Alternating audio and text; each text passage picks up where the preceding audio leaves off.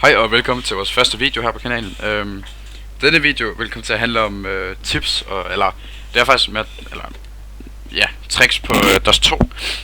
DOS 2, den map i Counter-Strike Global Offensive, som mange nok ved. Det første trick her vil vise, det er et godt boostingssted i long, eller det long doors, eller connector til long, eller hvad man kalder det. Og ja, det eneste man sådan rigtig skal bruge, det er en smoke, og så skal man bruge en kammerat eller en russer, altså de er lige gode. Og det man gør, det er, du kan se min kammerat, eller I kan se min kammerat der, han croucher foran de kasser der. Så hopper man op på ham og croucher, altså man laver det hop crouch, hedder det. Og det gør man 2 gange, så man også gør det op på kasserne. Og så kan man se, så kan man komme op på kasserne der, og det er sådan rigtig godt campersted til, altså hvad kan man sige, til folk der ikke er sådan særlig kendt med CSGO og gerne vil have sådan nemt campersted til at starte med, fordi altså DOS 2, det er den map som man spiller når man sådan er meget ny til spillet.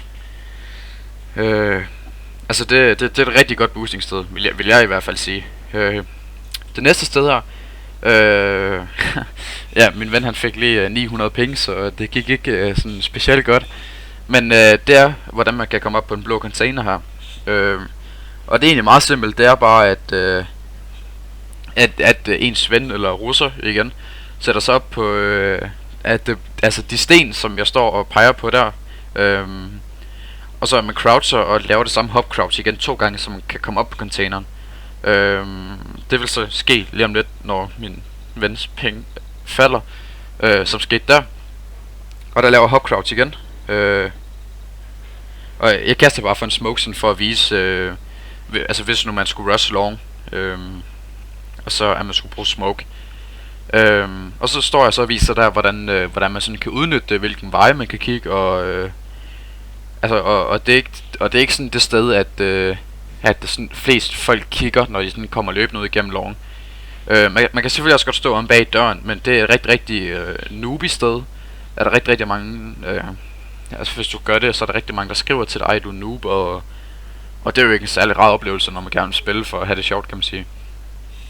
Det jeg så viser der, det er at hvis man kommer ud i long, og man er fanget, fordi der for eksempel er 3 long, der er 2 pit og en der står og peaker, for eksempel AVP long, så kan man sige, så er man sådan lidt fanget. Og hvis man så kaster de smokes der, så kan man løbe over på den anden, eller ikke på den anden side, men bag containeren, og så kan man blive boostet op igen, så man kan prøve at få dem. Det næste sted, som vi vil vise her, det er et rigtig godt snipersted til long. Mange kender det selvfølgelig godt i forvejen, men det er bare en opgraderet version.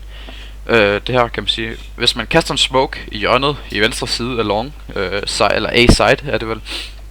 Og fordi at det var pistol round til at starte med, så havde vi ikke rigtig nogen, hvad kan man sige, altså nogen, ja fuck det. Men det vi viste der, det var at min ven han sad bag smoken, der bag sandbags, imens den der smoke var op på side.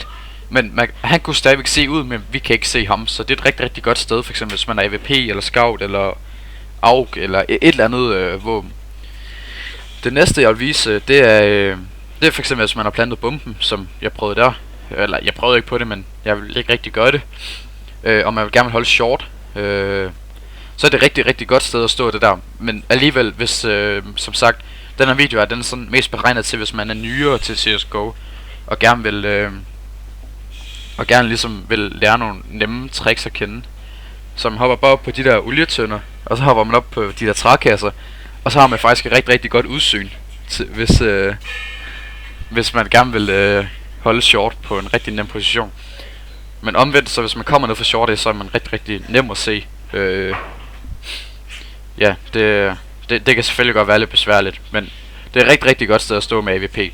Det næste sted, det der hedder ninja spottet, det er hvis man sidder for eksempel pistol round eller et eller andet, og de kommer løbende fra short, og man sidder ninja spottet, og de kommer og man sidder og kigger ind mod væggen. Ja, vi har så prøvet at demonstrere det der med at det ikke sådan, og man plejer altid at kigge over mod side når man rusher jo, så det er ikke sådan det man lægger allermest mærke til. Og så kan man jo så vende sig om og skyde dem alle sammen jo. Så det er også et rigtig, rigtig godt sted, hvis man sådan, som sagt, hvis man er nyere til spillet. Det næste sted, det er hvis man sådan er lidt mere øvet, kan man sige, til AVP. Vores kommunikation gik ikke særlig godt lidt der. Så ja. Jeg vil gerne noget det ene, men ven vil sådan noget andet. Det er hvis man har man skal vel nok ikke have hurtige reflekser med AVP, men man skal være der sådan rimelig trænet. Så kan man så stå og sigte ned i Lower Dark, som er dernede, som nogle folk nogle gange rusher, hvis de går igennem Dark og så vil midt til B for eksempel. Ja, og det kan man også godt bruge nu, fordi nu vil jeg vise en smoke, hvor man smoker CT af uden at skulle gå igennem midt og smoke CT. Det her det er faktisk bare en smoke fra midt af om bag containeren, så det vil sige at du er mere i sikkerhed, i stedet for hvis du skal til at løbe igennem midt og så smoke CT derfra. Det handler egentlig bare om at du skal bruge en smoke, og så det jeg lige pegede op på der, det var et vindue i venstre side, som du egentlig bare peger på, men en smoke er selvfølgelig kaster langt med smoke, det lyder så dumt at sige det, men sådan der. Og så burde smoken lande i CT, og så CT smoke af, og så bliver det mere sikkert og ligesom at komme op til B. Og så ja, det er vel også godt, hvis man ikke er så trænet til spil.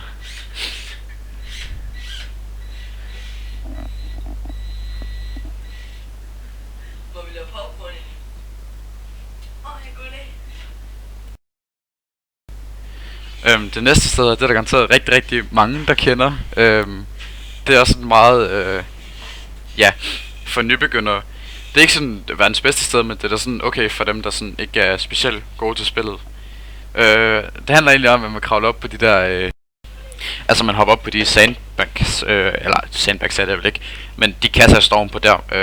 Det er en rigtig nem måde, hvis man skal holde B-side, fordi at det er en position, som mange ikke rigtig kigger på, når de rusher B, og altså man har god, hvad kan man sige, afstandsmulighed hedder det vel ikke, men sådan sigtemulighed sådan med at se hvor enemies kommer fra, og ja, og det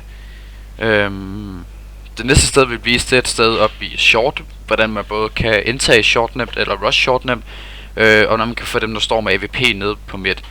Det er hvad jeg sige, det er meget enkelt for dem der sådan er øvet i Counter-Strike, men for de nybegyndere vil jeg ikke råde jer til at bruge den her. Der er rigtig mange gode med AVP derude. Altså og hvad kan man sige, når man ikke er sådan de steder så øvet til spillet, så vil det være en rigtig dårlig idé at bruge det her. Fordi man sådan, altså det er jo ikke fordi man de steder skal have hurtigere reflekser med AVP, men man skal kunne finde ud af at bruge en AVP ordentligt for, eller et andet våben med sigte, eller bare et eller andet våben. Men det jeg viser der, det er hvordan man sådan nemt kan indtage short, fordi det plejer tit at have en AVP der står nede midt og peaker op mod short. Det man gør, det er at man smoker både midt og man smoker op på short, så AVP nede i midt vil have svært ved at kunne ligesom call out om alle kommer eller på short, eller om det kun er en enkelt eller hvad det er. Så hvad kan man sige, det er også en rigtig god metode. Det næste jeg vil vise her, det er det der boosting sted jeg snakker om med, hvor man sådan skal være øvet. Hvis man smoker midt, som jeg gjorde der, og man booster op med, hvor man hopper og croucher samtidig, sådan der, og så hopper en gang, så man sådan begge to står lige op, og så har man sådan en større udsigtsmulighed. Så kan man se ned til midt, hvor AVP'en plejer at stå. Og det er ikke tit man ser folk bruge den boost der, fordi den ikke er så, hvad kan man sige, så kendt igen. Men der er der selvfølgelig nogen der bruger den, og det er ikke sådan det sted at AVP'en regner med at de fleste folk kommer.